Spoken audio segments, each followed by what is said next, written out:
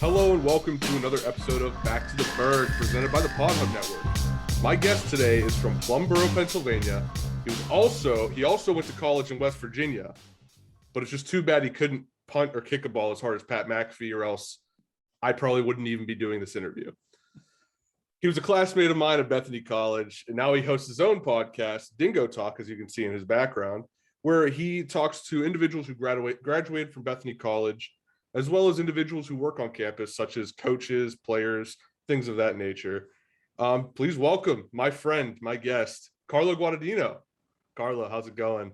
What's up, buddy? Thank you for having me. Yeah, no problem. Hey, I came on your show. You did a little profile piece for me, and finally I got around to getting to you. It's not that I wanted to put you off. It's just there's so much going on. I finally got you. You're mine for an hour. So I'm here. I'm here for it.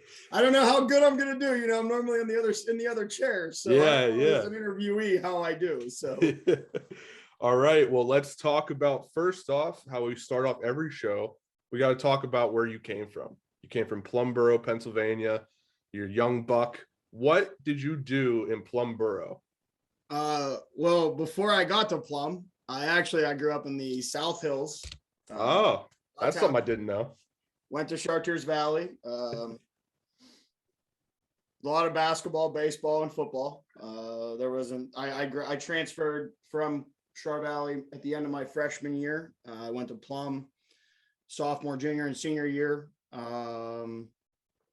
We did a lot of Sheets chilling. I can say that. There was a lot of the Sheets parking lot. I now make fun of the kids that sit in Sheets parking lot. Yeah.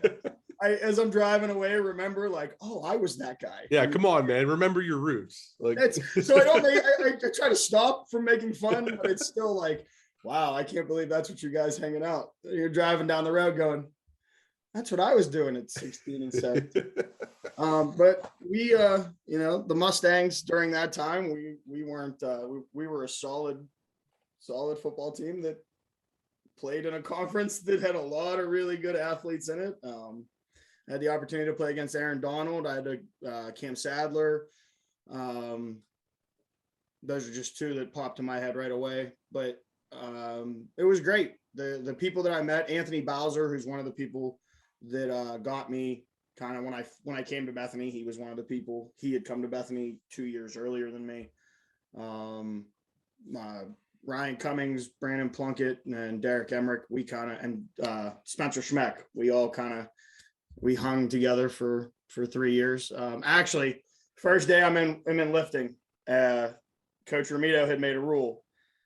Tuesdays you had to wear a purple shirt. Wednesdays you had to wear a black shirt.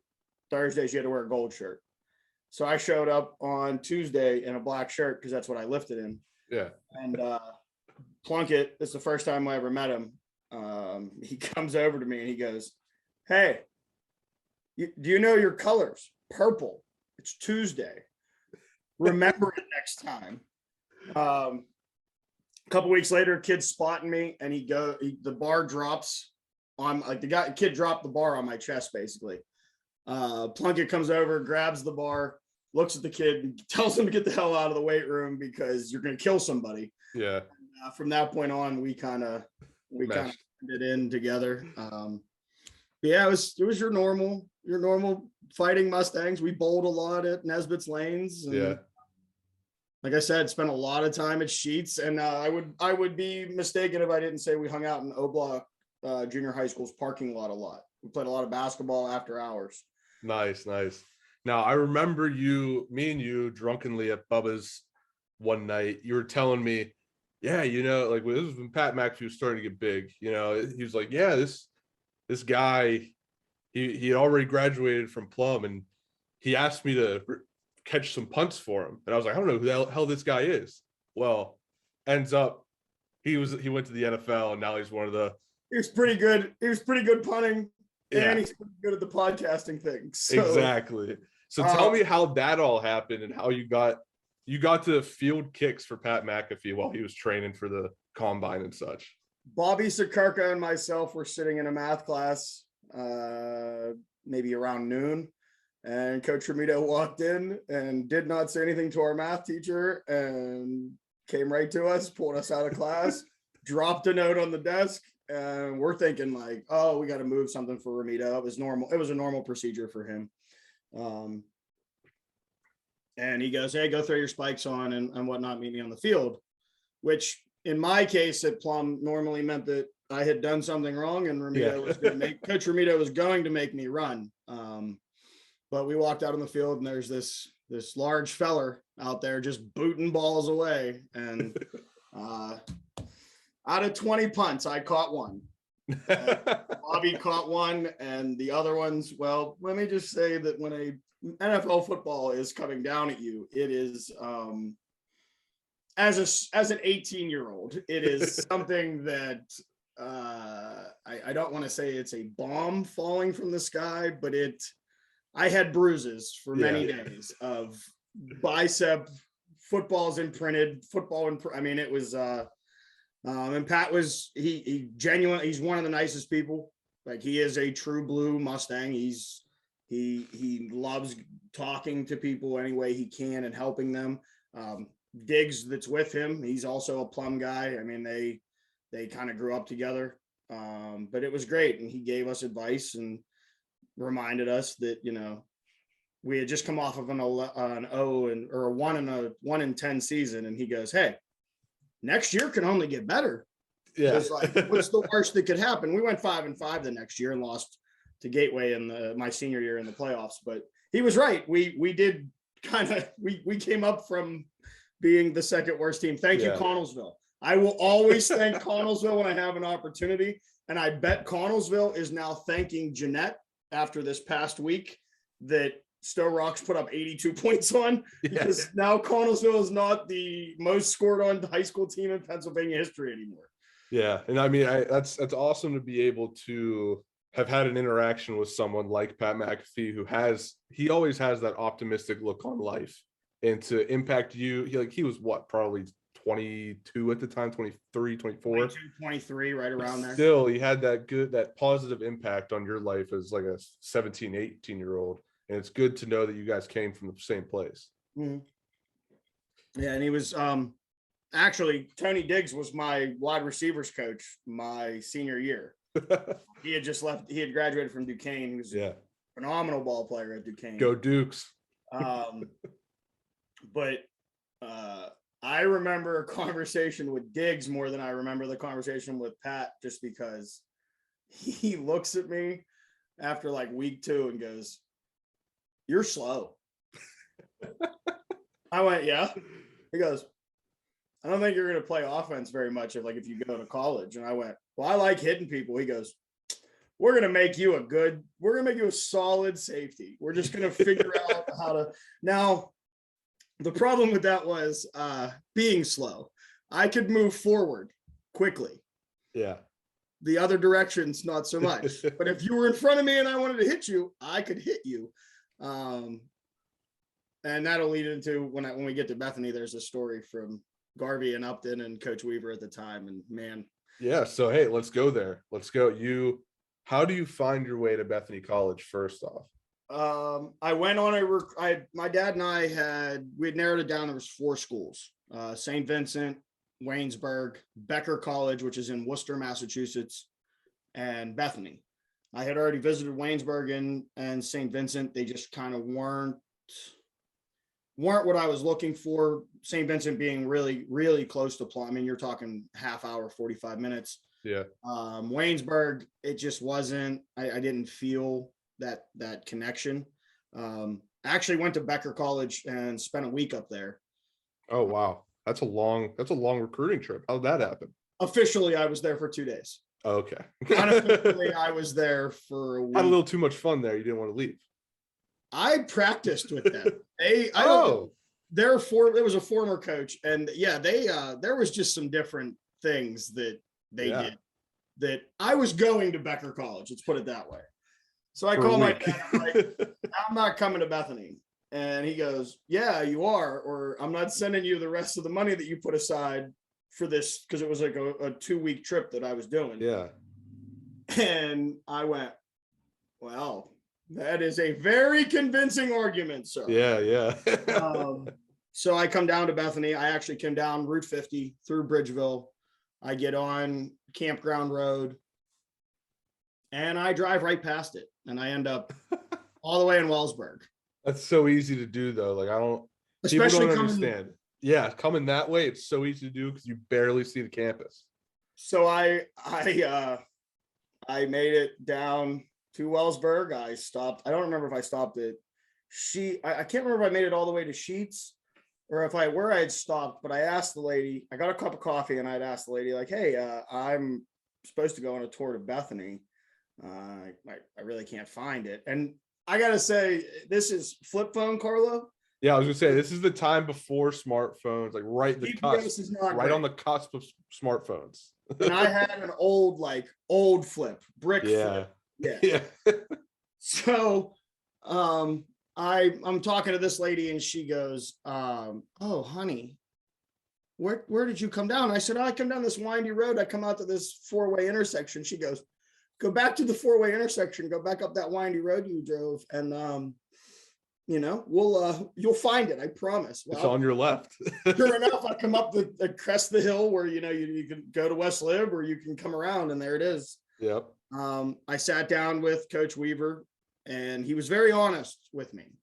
It was a different time in Bethany football. They had the recruitment really had picked up. You had guys that came in with me: Mac Ramard, Chris Collins, Nico Irizarry. I'm forgetting names. Josh Moody, and he sat me down and said, "Hey, you're a special teams guy." Like, and that's not being disrespectful to you. That's a good thing. We want to recruit people from every aspect, but I don't really see you getting playing time further than a special teams player. Yeah.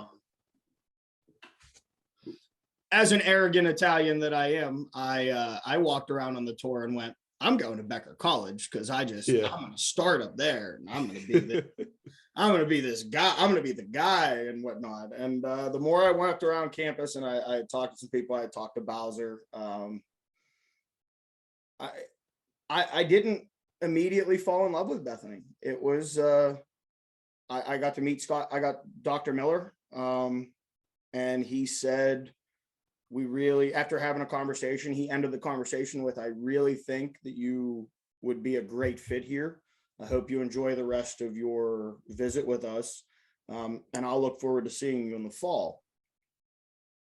By the time I got back to Coach Weaver and James Kazel, who was the defensive back coach at the time, it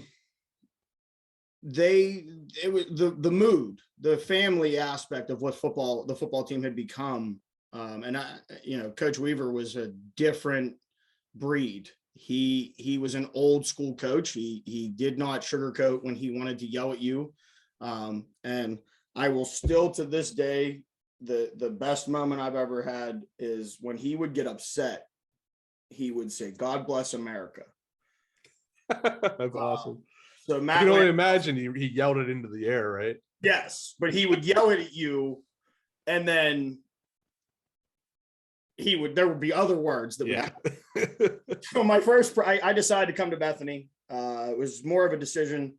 I wanted my family to be able to come and see me play football.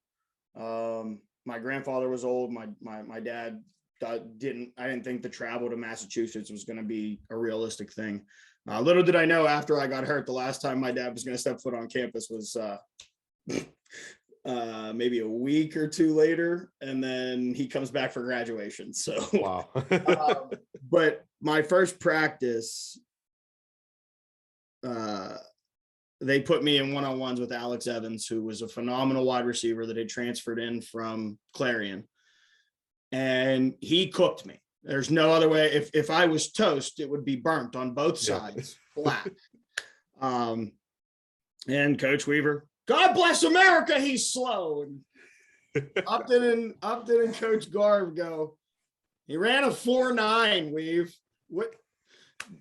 Al runs a 4.4. He ran a 4.9. What did you think was going to happen here? Somebody better teach him to backpedal. Jacoby Watkins comes in a year later, and he looked at me. First phone call. I love your size. I love what I'm seeing on paper with your size. I came into camp, and he looked at me and went, you're going to be a linebacker next year. We're going to beat you up if you are not a safety and you're not a corner. And then, I got hurt and that was the end of that. So yeah, you get out of football, right? And then you start to transition into where I eventually met you, and that's the communications department. You're doing the announcing, you're doing like sports shows, you're doing all that stuff. Was there anything in between that I wasn't there for to when you got there? My first broadcast ever was me and Professor Mary Elizabeth Yankasek Gamble calling the senior day football game. Oh, wow. That's got to be an experience. Well, I had to do it for a class, and I had to go to Coach Weaver and say like, hey, I can't suit up. I can't be on the dress list because I have this class and I have to cover a football game. I was for Dr. J. Libby was the teacher of that class. It was an intro just to get your feet wet type thing. And the person who was supposed to broadcast with me got sick. Early Bethany plague. Yeah. And here comes this lady. And we become, to this day, she's a confidant, an advisor, a friend. She really is. But I can remember calling the game, and there is a way that I do things, and there is a way that Emmy does things, and we did not clash on the air. I left that thinking, wow, that was really cool. I'm going to be a teacher though, so like I'm never going to do that again. But that was a cool experience. When I left football, I did a year with the team as I traveled. I filmed everything. Gotcha. There's a little bit in there. I had some struggles and I had to really make a decision. I didn't really want to be a teacher anymore. And I remember going hat in hand to Emmy and saying, I want to be a comm major. And there were some rules. And as I told you before the show, there's more that I'm going to get into on an episode of Dingo Talk later on down the road. Yeah. But I remember her saying that I'm going to give you a shot, but these are the rules. And if you break them, we're going to pull you off the air immediately. Cody, you've met me, and most of the people that are watching probably have not met me. I broke the rules a week in, and I got yanked from the air. There was a show. It was called Skip, Jimbo, and the Dingo. And before our first episode went live, the Dingo went missing, and it became a segment. Where is the Dingo? And people would tweet, I saw him playing guitar outside of Bubba's for like beer money, or I saw him at Chambers. He was building a wall. Like it just got a little out of control. You'd see me in 30 places, but I'd actually be sitting outside the studio like, hi guys. But that's like a funny bit to do for the show, right? So it did not go over at the time. I did not believe it went over well with the department chair. I found out later on, actually recently, I told her this story and she said, yeah, it was funny. We weren't going to put you back on the air though. And I went, yeah. I broke the rules. I got fair. So then the year before you get there, that's our first year of game day. So Jimbo, Skip, and Juice had started this game day idea, and they went to Waynesburg, and they standalone camera and a desk, and they're going to do everything. I remember hearing stories about that desk. It was a giant desk that they just carried around with them. I would have never done that. No. Like we didn't do that when I was involved. I would have never suggested it. We didn't go to away games. We were, I mean, we went, like, I traveled to away games to cover. Well, even a home game, though. Well, there's nowhere to put it on the field. You're not going to carry it around the fence. But anyway, But we did. We did. We had it tucked away in the rec center. And at 9:00 every game day, we would carry it out. Bobby Bush, myself. I don't remember if Jimbo ever actually carried the table, but the table was taller than Jimbo, so it's kind of hard. I hope he doesn't see that and get mad. Jimbo, you're short. It's okay. So am I. I'm average. we're average height guys. But Eric Sprouse comes up with this. Hey, we want we want this game day thing. What do you think? And I pushed it, game day 2.0. We're going to really give it a real pregame, halftime, and postgame feel. First game was Mount Union. Mount Union did not go well for the football team. It also did not go well for us, as something happened in the trailer and Mr. Dumas could not get us power, but they didn't tell us this. So you just kept going. We filmed the whole thing, pregame, halftime, postgame show. And at the end of it, they go, that was a great walkthrough. It was a great what? Listen, so many moments of that at Bethany College, but you got to be thankful for that. That's how we learned, Well, that's what I just want to, from my takeaway from Bethany, moments like that was where you learned how to keep your professionalism. Absolutely. And I take that from there, and it's probably one of the greatest things I ever learned from our department is when everything goes wrong, stay professional. Well, and it's still one of the things Joe Dumas, every time I see him. Yeah. A great walkthrough, kid. Shut up, Joe. I swear. But then, we both know you fight Joe Dumas. He might knock you out and then go back to work. Yep, exactly. You're going to get in his way for 2 seconds and he's going to forget about you.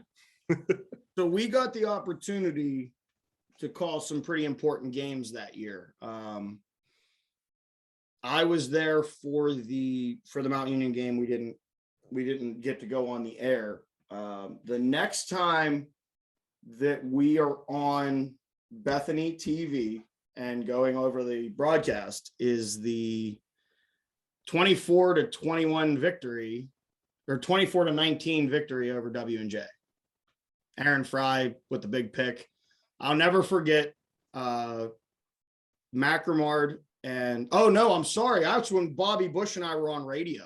We called that game on the radio. We did not call that for game day. But I'll never forget, we run down to the field and first person I see is Coach Garv. And he shakes my hand and goes, "We did it, man. We got him." And Jimbo's running over to get Grimard, and Grimard kind of sees me talking to Garv, and he runs over. Wow, I just have the radio mic. I'm not on camera. He picks me up, and I'm interviewing him with the microphone. Like, "God, how do you feel?" That's awesome. So that was a great moment to be a part of.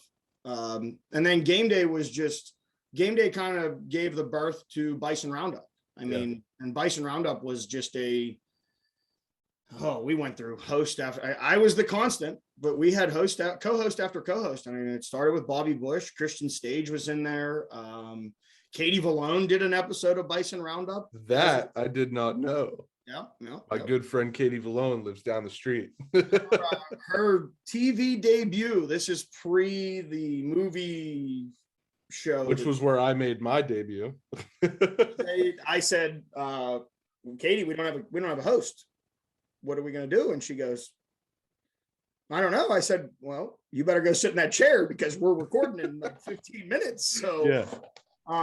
And then the next year, you guys all come into really the calm form. I mean, I think that we had built a really nice, solid group of people. We knew game days who was going to be the camera people, who were going to be the truck people, and who were the talent at the time.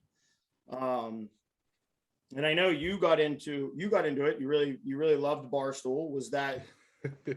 And there'll be a follow-up question to this one because okay. I had to do it the other way.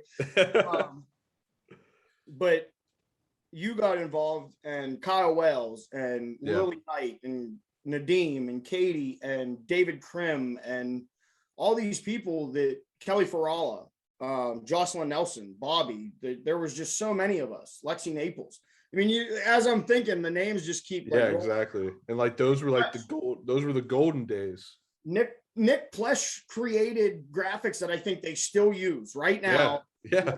So there was a great foundation built, and you specifically, and we touched on it when you were on my show.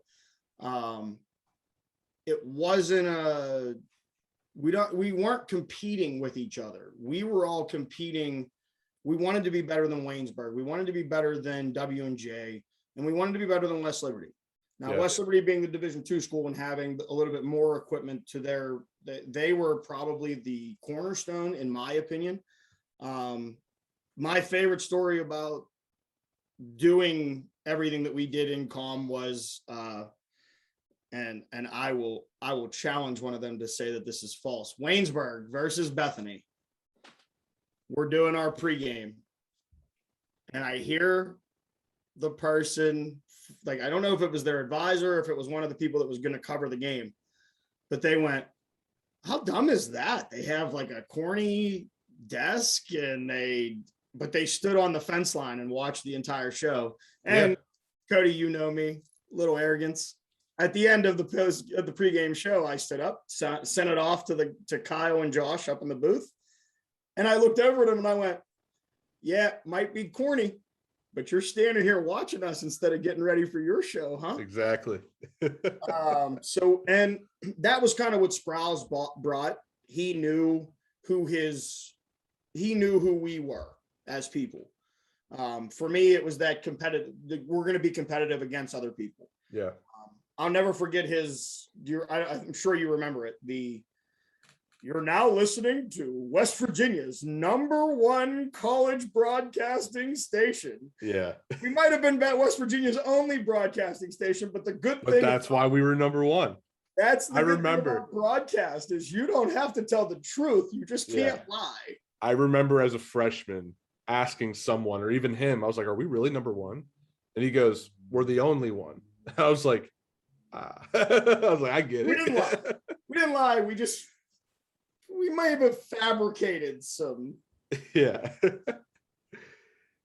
But I thought that when you guys came in, it made it, we were on our way out regardless.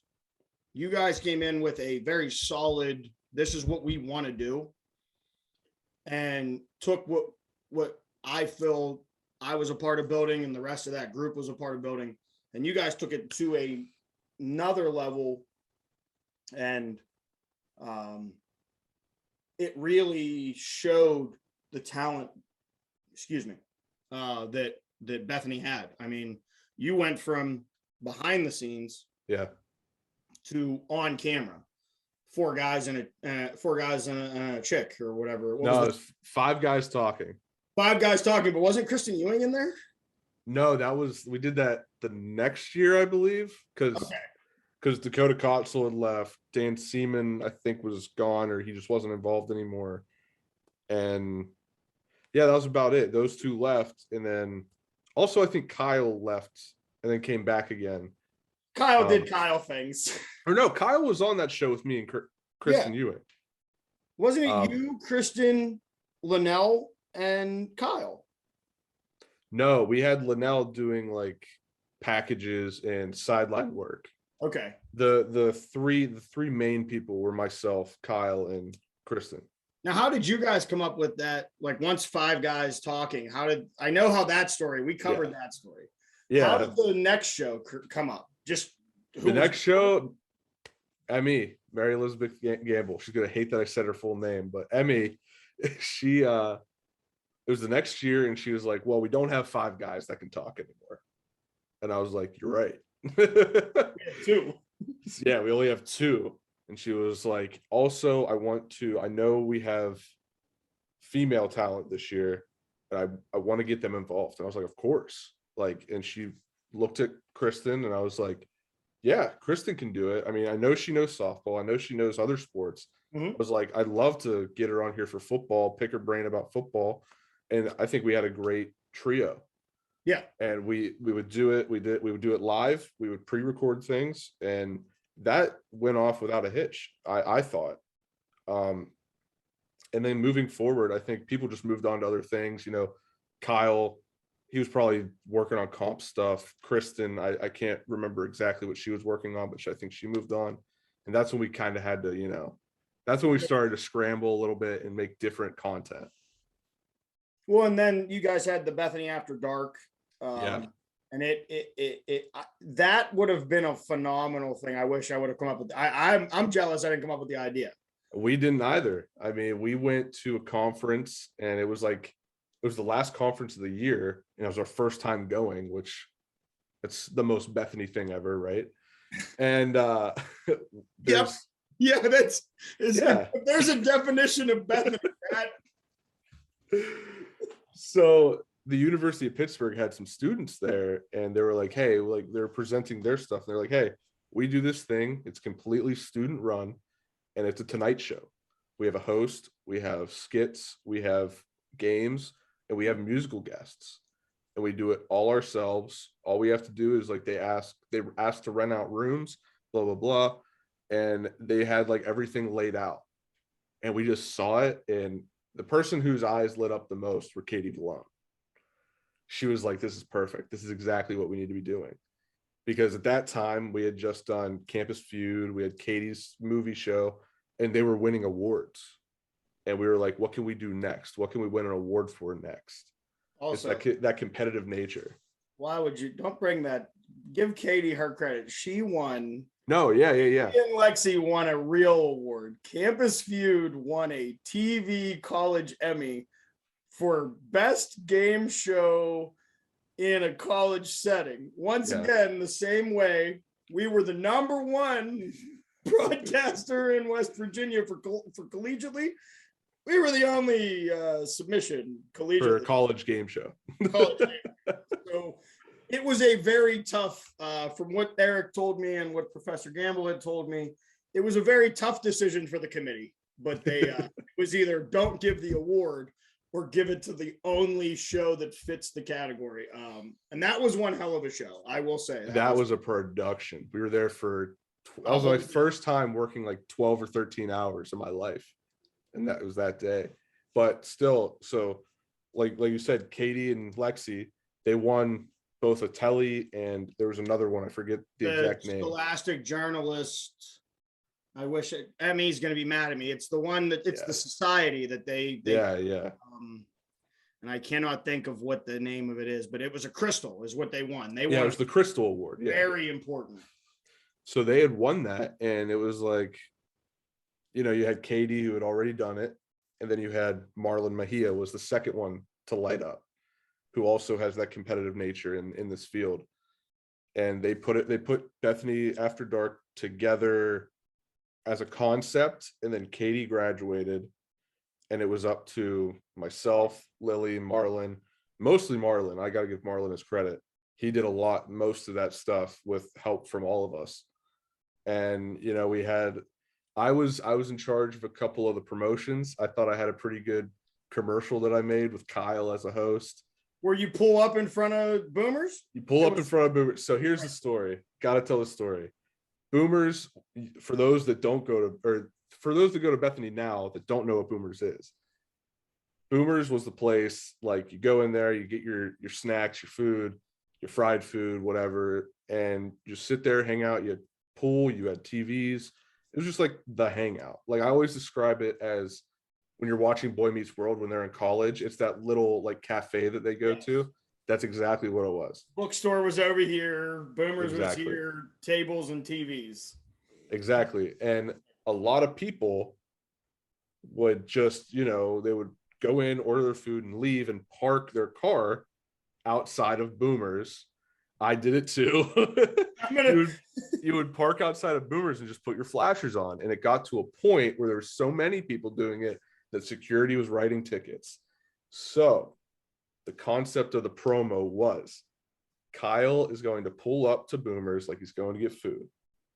But he's going to pull up, come out of the car, and he already has a ticket previously, and he puts it under his windshield wiper, and he just walks in the building. And then it was like he like slams the door, and then on the slam, everything comes up, Bethany After Dark with Kyle Wales. I thought that I was like, I'm a genius. I was like, I'm a maestro. Because in real life that worked. That's what we would do. Trick that if you put an old ticket on your windshield, they wouldn't ticket you again because they already got you, because they wouldn't go back and read the ticket. Exactly. Now I feel like we've gone on, but we got to get back to you. We got to talk about you. You finish out your journey at Bethany College. I do. And you still live in Bethany, West Virginia, and you worked at the bar, Bubba's, as we've already mentioned. You worked there. I saw you all the time. It was good to have you there. And I just want you to talk a little bit about working at Bubba's and the relationship you built with Chuck, who has since passed, but was really the heart of Bethany College. Just if you could talk about that experience and talk about Chuck. Well, I worked daylights. I worked at West Lib as a janitor. I didn't know that. 7A to 3P as a janitor at West Liberty. I would come home, eat dinner. Chuck had a rule: you had to bar opened at 6:30. You had to be there. Or bar opened at 6. You had to be there at 5:30. Chuck was. I don't know. There's not words to describe what Chuck was unless you experience that guy. But working for him, I can say I broke more things in the kitchen due to arguments between me and Chuck, me and Ed, me and Harv, me and Nene. Sherwin, you didn't really argue with because he stayed at the door. But yeah. One of my favorite Chuck moments is karaoke is going on, and you know how popular karaoke got. At least with me, yeah. Yeah, well, you and Zach Lowe, those were the two we knew were gonna sing. We're the headliners. And it got to a point where you two were the only two singing. Yeah. Then it didn't happen anymore, and people were just using it for music. And I remember him walking in the door from a softball practice. It was a Wednesday, or maybe it might have been a game. And he goes, "I told Double D not to come down today because we're not giving them a free karaoke night." Meanwhile, Double D's sitting up in the DJ booth. Like he's already set up, so you didn't call him. And I remember Ed and Harv looking at Chuck and going, "It doesn't matter why they came to the bar. If they're here, they're probably going to spend money," which at the end of the day was the goal. Yeah. So that's just a glimpse into what Chuck was like as a manager on one side. On the other side was meticulous. The man, we never got lower than a 99 when the health inspector came in. He knew everything about everybody. And he would he would remember you and remember your drink, remember what you ordered, what you did on a football field, what you did on a baseball field, what you might have done in high school. Chuck was one of those guys that he did get taken from us a little early. He's up there now running Bubba's upstairs with Chuck, with Bubba and Bubba, yeah, and Arch. But the experience of working there was definitely a different side, because I went from Bethany student, and student might be the loosest term that I've used so far today. I was more of a Bubba's patron than I was a student for a little bit of there. And the best story that I can tell you about Chuck that shows the difference between me as an employee and me as a student is the day I found out I was taking comps, he got the call. I didn't. I ordered 2 drinks. I finished one. He comes over to me. He says, "Hey, you're taking comps." I said, "That's not funny." And I took my second one, and he waited for me to finish. I put my glass down. He open hand slapped me across the face and went, "If you're not in study tables tomorrow at 7 a.m., I'm going to drive from Avella and I will drag you there." Yeah. Employer Chuck goes through some things, and we get to the end, and we're sitting there on the last night, and this is the day before graduation. We're sitting there, we're having our end of the day drink. And he looks at me and he goes, "You're coming back next year?" And I went, "Well, I don't think I'm moving out of Bethany anytime soon." So at that time, I really wasn't. I couldn't afford to do it. Yeah. But when I got hired, he had gone through every other possible avenue and it's a running joke with the Bison and crew, not that guy. we're not going to hire that. We're not going to hire this guy because God forbid we hire the guy that the people that are students that he knew will come down to at least BS with him. Yeah. And it came down to the point where Chuck didn't have a choice, and he calls me in and, hey, we're gonna have you work. You're not allowed to have any off days, and you need to get another job because this isn't gonna support you. That's how I ended up at West Lib. And then we're talking that last day, and he says, "So you coming back next year?" And I went, "Well, I don't know. Am I allowed to come back next year, or are you gonna find another cook?" We proceeded to do the normal cleaning. Like I said, I lived in town, so we did the wax and buff and wax the floors. We cleaned all the coolers. We got all that done. I remember the last thing Chuck did. He had gotten his mouth worked on, and he showed up to put the license on the wall, which told all of us that we had a job for another year because there was a little bit of we weren't sure how it was going to all play out. The Doritzas weren't sure if they were going to continue to open. But he put the liquor license on the wall, and then he went over to Harry and he complained because he had just had mouth surgery, so he wasn't able to have sausage. And I talked to him that night at midnight. I was on my way home from work. I had just started out in Washington as the hot foods manager, and he leaves me this voicemail.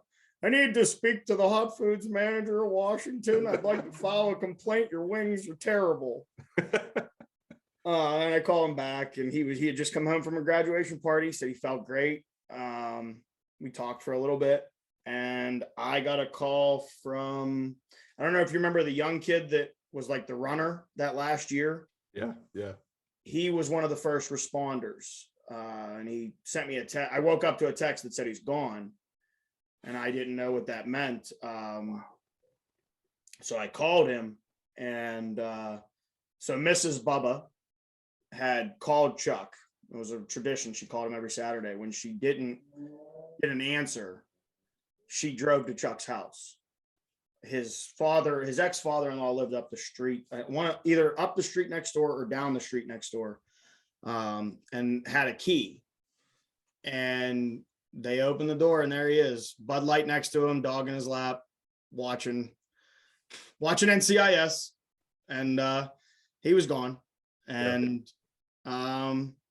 that day was interesting because you had a lot of us bison in people. We came back from all eras, and it was a rough time. I missed the guy every day. He was somebody that he's another Pittsburgh guy. He's we had a common connection. He became very influential in my life, and he was kind of one of the people behind the original shows, because there was a couple that weren't great. I know you remember because you were at one time, you might have been my only listener, and I still thank you for that because wow, they were bad.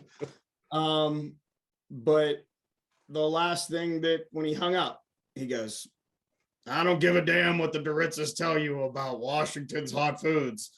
September 1st, you better be in the kitchen at the bar." And I went, "I'll be there, buddy. I already told you." Like, you think I would just waxed all that stuff for nothing? Like, so I'm glad that I got the experience to talk to him one last time. Yeah. Definitely did not think that was going to be the last time I talked to him. And probably the hardest moment of the whole thing was we get to the funeral home, and we had all decided we were going to take a Bison Inn shirt and we were going to put it in his casket with him, and they couldn't decide who was going to do it. So everybody went up by themselves individually. We came in the line in uniform. I was the last one in line, and I gave that to him. And then,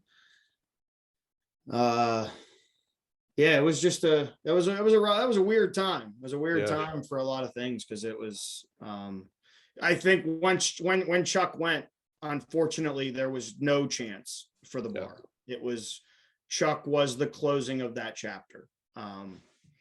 So it's sad for Bethany people, but for the people that got to experience it, they should know that everybody that Chuck came in contact with that was a student at Bethany, they were as important to him as anything as anything in his life. I mean, that's what he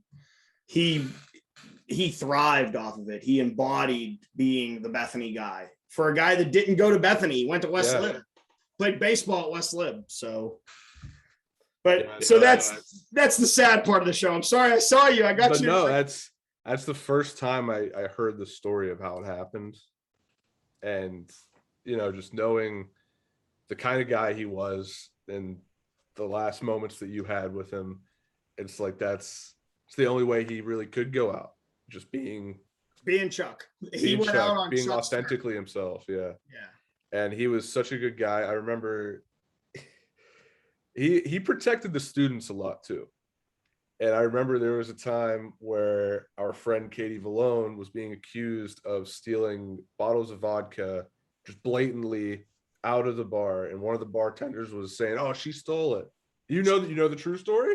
Becca Stage put it in Becca Stage's purse. I was there. I watched them do it and tried to take the back door. But did they blame Katie? Yeah, they wanted, because they knew Katie's face. They didn't know Becca. Exactly. So they blamed Katie. And Chuck was like, it wasn't her. Like, you're crazy. It was probably someone else, but I know for a fact it wasn't her. So it was. Katie was involved. Katie was maybe a little bit under the influence of peer pressure. We'll say with peer pressure. Yeah. But yes, I know the true story, because the thing about Chuck was, when somebody screwed up, I think this is why he hired me. Somebody at Bethany College screwed up, I got in trouble. Well, these students, Carlo, Chuck, I graduated. These kids, it's like, I'm done. Don't blame me. They are their own people. What do you want me to do? You want me to walk up on, "I say unto thee, do not steal from ye old Bison Inn, and do not bring your own beers, because we are an established business." Like, what were they going to say to me? If I had told you that, you'd have said, "Yeah, go pound salt, bro." But yeah, just like, and he always had conversations with people, as you kind of discussed. He was the softball coach for a time. He was an assistant, and it's amazing how much someone. What's that? He was Carver's assistant before that. Yeah, it's just someone like that who, as you said, didn't have a strong connection to the campus before owning or running the business, to be able to have that. He just added that family quality to that campus. And honestly, that's probably one of the bigger reasons I stayed after I left football. There was a time where I thought I was just going to leave Bethany. And I think a lot of people went down that road where, the guys at the bar, and it was Chuck, it was Ed, it was Harv. I mean, there was certain constants, kind of like you go into Chambers, you're going to see Harry, you're going to see his wife. You might get to see Mrs. Chambers, Charlotte. And that was what the building across the street, like your day-to-day was go to Chambers. And then at night, the Bison Inn crew was always there. And Chuck really was, he was the patriarch, I guess you would say, of nightlife in Bethany, because once Bubba died, it was Chuck. So yeah, I mean, I think about him every day. It's one of the reasons I use the phrase chucklehead. It's an homage to Chuck in a way. And it's just, he is somebody that for the rest of my life, there will be a chip on my shoulder that I will work as hard as humanly possible to make him proud. He's just somebody that his opinion really matters. And I'll never have the opportunity to hear him say it, but I definitely, every show we do, and the reason that I started this journey with Dingo Talk, it really comes down to him saying one day, "You're a shitty writer, but you're really good at talking." And I went, Chuck, I really could use a boost there, but now I look back at it and I can smile, because he's right. I am not a good writer. I come off the same way I talk when I'm writing, and in writing that it's not great. It doesn't fly. So speaking of your new venture, Dingo Talk, it's been going on for a while now. Let's get into it. You said Chuck was like the inspiration. Like you're like, I gotta pursue this. What else went into this? What was the other inspiration?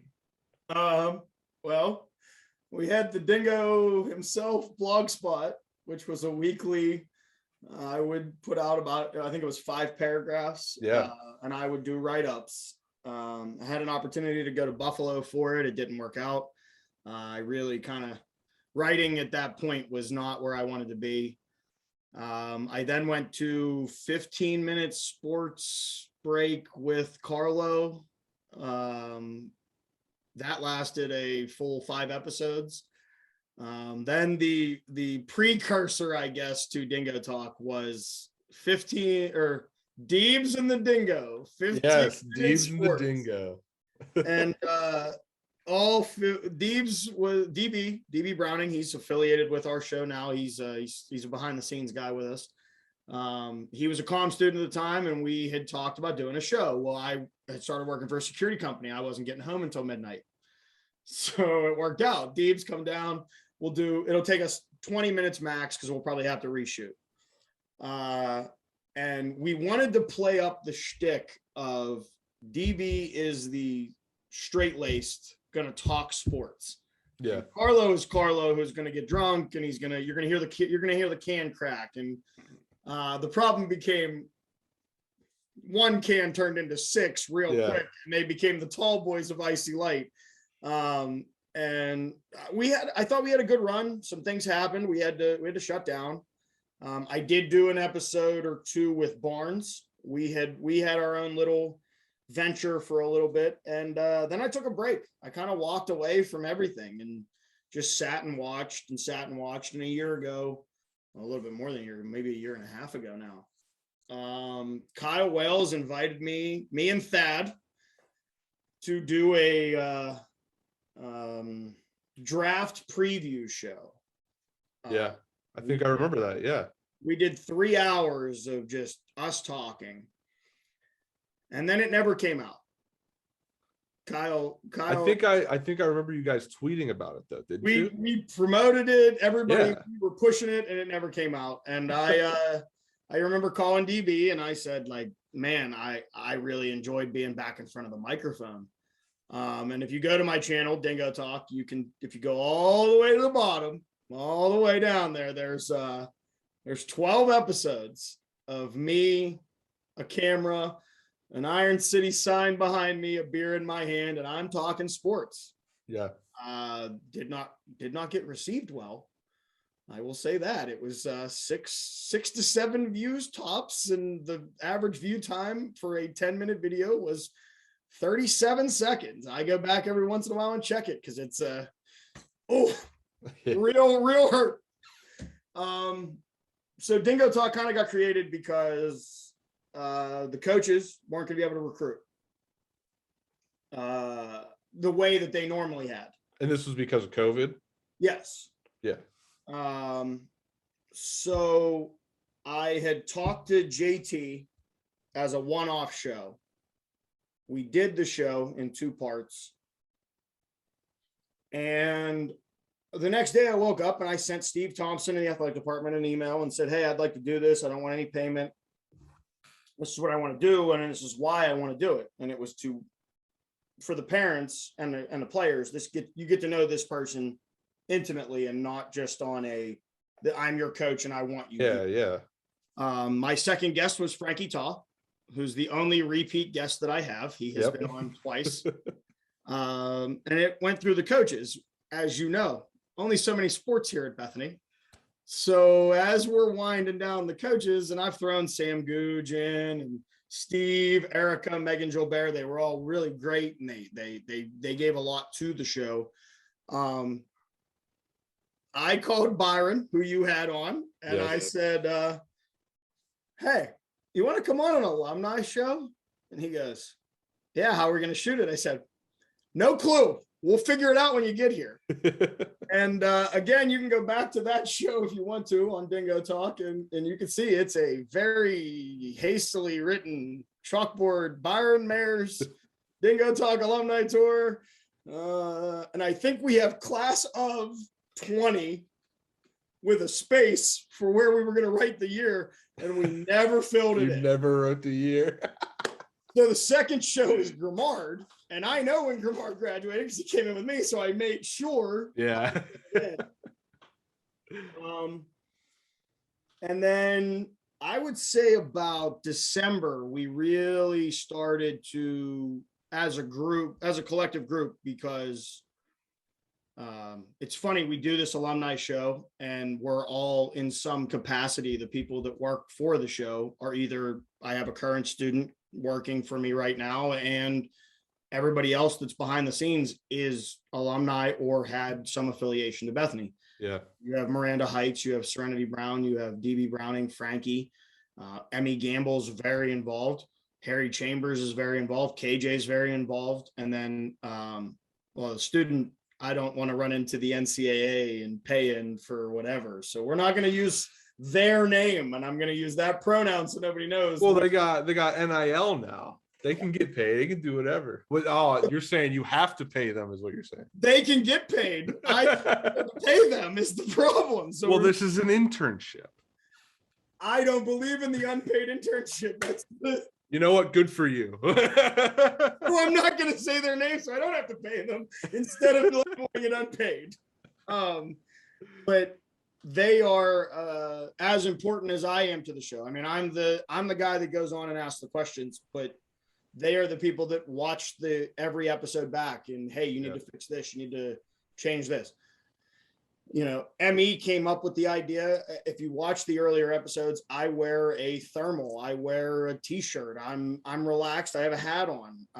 ME comes up with, you need to look professional, a little bit more professional. Give me a collared shirt and something underneath it so that it's not just being the Italian guy with his collar popped, hair slicked back. And that's going back to being a Bethany. I'm glad I was part of kind of breaking the mold of that. But I think now it's kind of been broken so much that it's like, okay, we need a little more. Because my whole thing was, this was even whenever Sprouse was still there. So my sophomore year, maybe. Yeah. I was like, I don't want to go in front of a camera and be uncomfortable. No. So what I would do, and it started in the movie show, I would do the Kevin Smith. I'd wear a t-shirt that had some sort of graphic on it, like I had superheroes on it or whatever, and I wore a blazer. Mm-hmm. And I was like, this is what I want to look like on TV. And I did that a couple times. And I was like, this is me in a professional setting. You did it well. That was your almost like, so the Dingo and Carlo, same person. It's just a play off of my last name. Yeah. Dingo is I'm going to get drunk and I'm going to talk to you. I'm here and we're great. And Carlo's kind of that, but we're the same person. And I played off of the fact that your group specifically, when your group came to Bethany, there was a group of people that thought that there was a guy walking around campus whose name was Dingo. Yeah. And then there was Carlo. Yeah. And they looked similar, but they weren't the same guy. And it was always the same guy. And then, we went through kind of our group of alumni. I mean, between your class, my class, and some of the people that I had gone to school with. And the rest of the Dingo Talk crew kind of said, like, dude, if you really want to do this, you need to you got to get out of your comfort zone and start asking some real people to come on your show. I can tell you, I have struggled with one, Professor Mary Elizabeth Yankasik Gamble. We just have not come to terms. We're going to say terms have not been come to yet. We are still, as this moment we are sitting, we are still actively negotiating, similar to TJ Watt and the Steelers. We're actively trying to get her on the roster. And I have a name for you that I don't know if you will know. Frank Calabrese, who before Bubba owned Bubba's, Frank Calabrese owned Page 2, which was the Second Amendment, which was the first bar ever in Bethany. Yeah. I've been trying to get him for about 4 months, and this is a shameless plug to show him that I'm still interested in having him on the show. And when he sees this, he better call me back.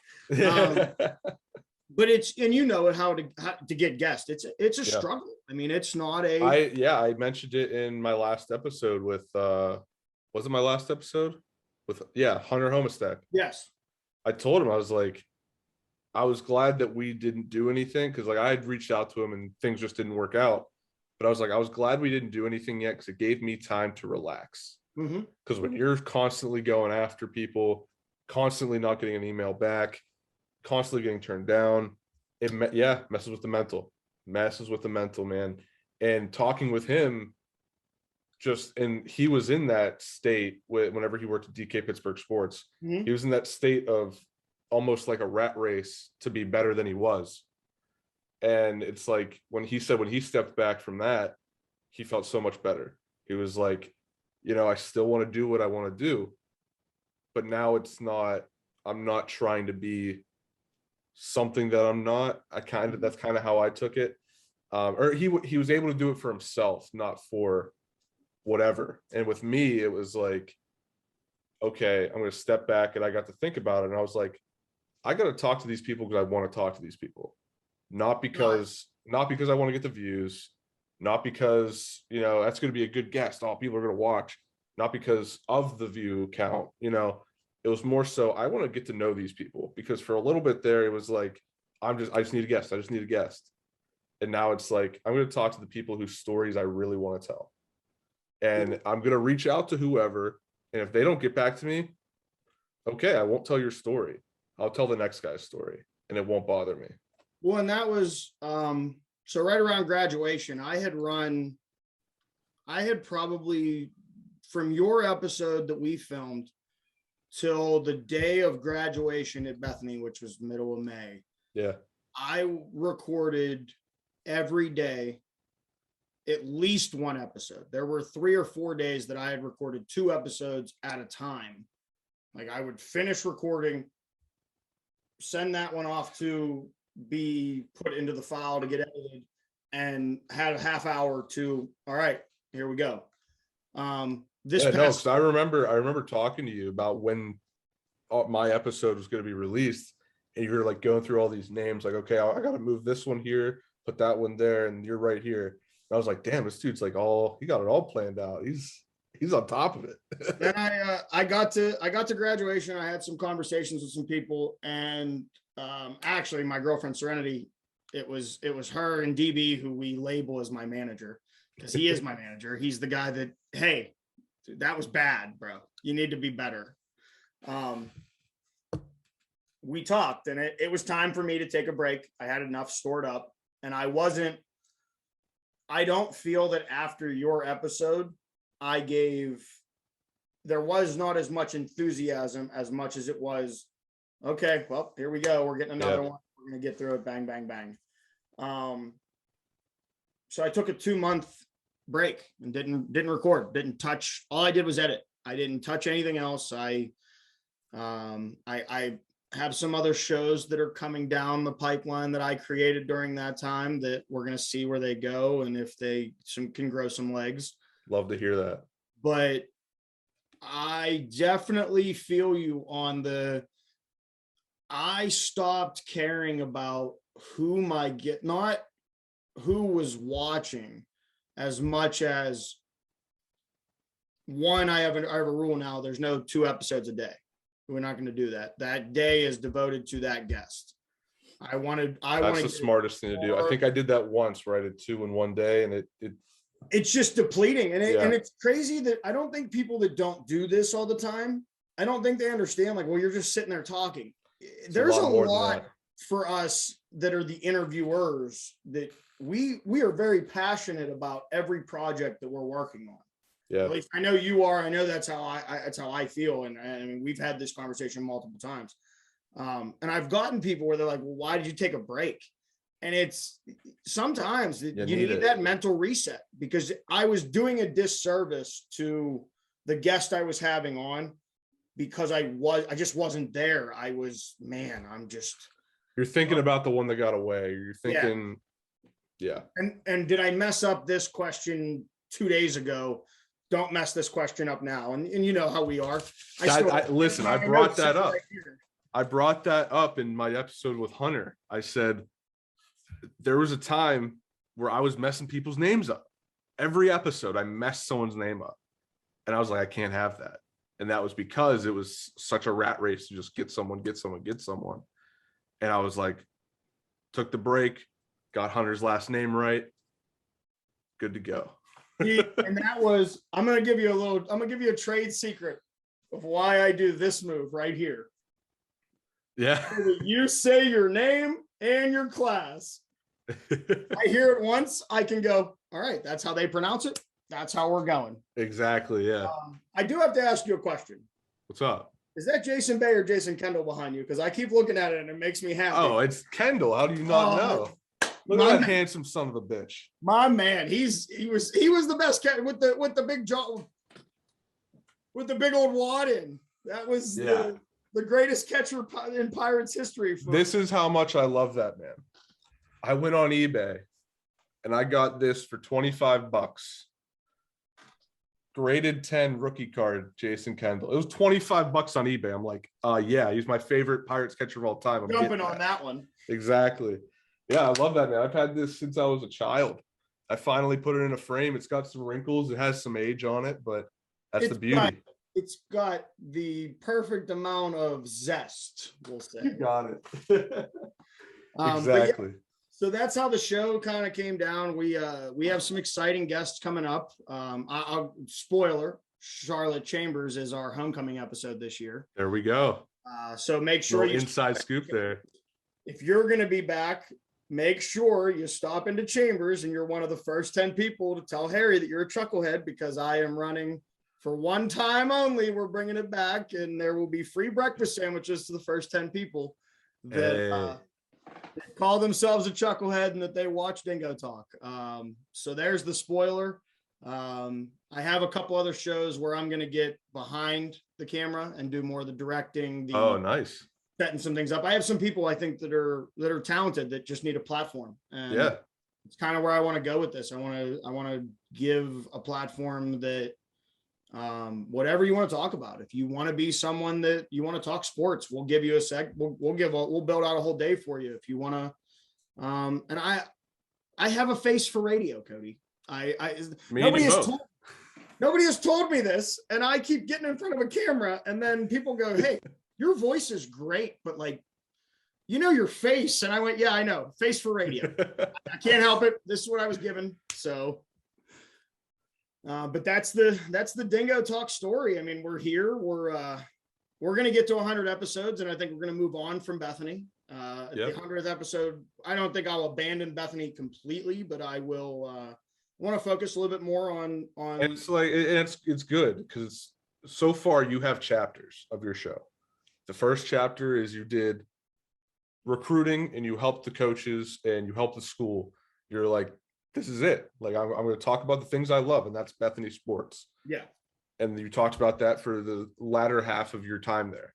And it's perfect. You talk about it. The second thing is, the people of Bethany. That's your second chapter. And you've been able to talk to some amazing people that came from our school. I believe you talked to Dave Sims, who is the announcer for the Seattle Mariners. Mariners. Mariners. On Sirius X, or he does his own stuff on. He does the show with Coach K on Sirius XM. Yeah, exactly. Who is also a Western PA guy. I got to talk to him. But Coach K, get on the show, man. Exactly. But that's the thing, is you've had so many amazing guests through this time. You've grown your platform, and what's most important is the Bethany community has backed you this whole time. They've given you their time, and it shows. It shows in your numbers. It shows everywhere that I see you promoting your stuff. So, Carlo, with that, we're gonna send you off. Just give everybody your ats, your tweets, give them all that stuff. All right, sound like an old man over here. We just launched an Instagram page. I know I'm behind, but I'm old, guys. Leave me alone. I'm still learning this social media. I just rebooted mine, so the Instagram page is Dingo_Talk. The Twitter page is Dingo Talk, and the YouTube page is Dingo Talk. If you want to watch me It's Carlo884 on Instagram. Dingo884, I think, on Snapchat, or Carlo884. It's one of those two. It's Dingo884. Yeah. Dingo884. Listen, if you need to find me, type Dingo884 in. You're gonna get me. It's Dingo himself on Twitter. There's a lot. Cody, thank you so much for having me. It's a pleasure to have you, my friend. Everybody, make sure you like this video because I'm in it, but also because it's Cody. Subscribe to his channel. Keep watching him. Support him. The guy's he's gonna be something where if you don't get on his show, you're gonna be like, man, I knew that guy. He invited me to be on his show, and I got on his show. So get on his show. Come on. That's a hell of an endorsement, brother, and I appreciate it. Thanks for talking with us today. It was great. It was great to do this on the other side. It's been a very long time since I sat on the other side of a. I don't know, am I sweating too much? I get a little nervous. There was. I'm normally the guy in control of the questions, and Cody, he's always been there to. I'm going to ask you questions. You're going to answer my questions. Absolutely. So, thank you for having me, buddy. It was a pleasure, and I'm glad to be a part of this. Yeah, thank you, my man.